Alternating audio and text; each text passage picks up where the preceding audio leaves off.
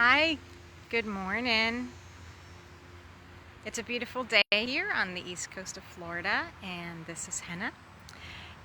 I wanted to hop on here this morning to have a conversation with you about finding your purpose, why it's important, how to do it. I wanted to get really practical about it.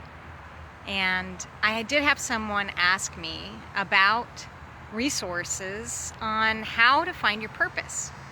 And I thought, you know what? I don't really have any great resources. I think a lot of people have opinions, and what I'm going to share with you is an opinion as well, but it's based on my life experience with trying to discover my purpose and what I've learned along the way. So I want to share that with you.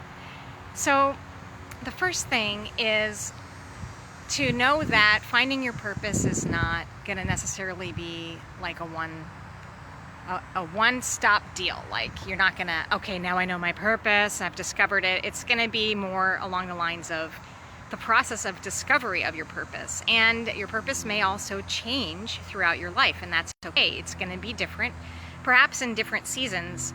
Right now I'm in a season where I'm an empty nester, so I don't have the responsibilities of raising any children in my home. That opens the doors for different types of purpose in my life than I had when I was a full-time mom. And that might be the case for you too, depending on where you're at.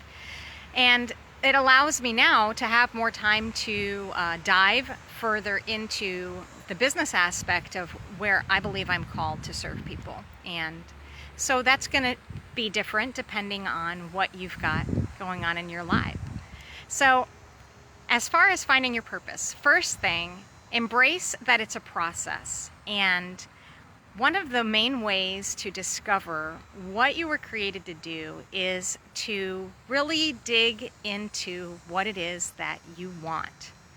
So I know for me, it has been a struggle to discover what it is that I want, especially because I have really been focused most of my life on taking care, like especially like as a mom, taking care of other people. What is it that everybody else needs, and putting myself second. And so, but wherever you're at, you can start the process of discovering what it is that you want. I found that it was easier for me to identify what I didn't want than what I did want. And the process of identifying what I did want actually came out of trial and error. So when I would sit down and try to discover what I wanted, sometimes I would say, like, I think I want this.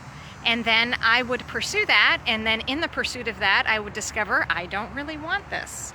And that was part of the process, and it wasn't a failure, it was a discovery. And so discovering your purpose is a process. So that's the first thing.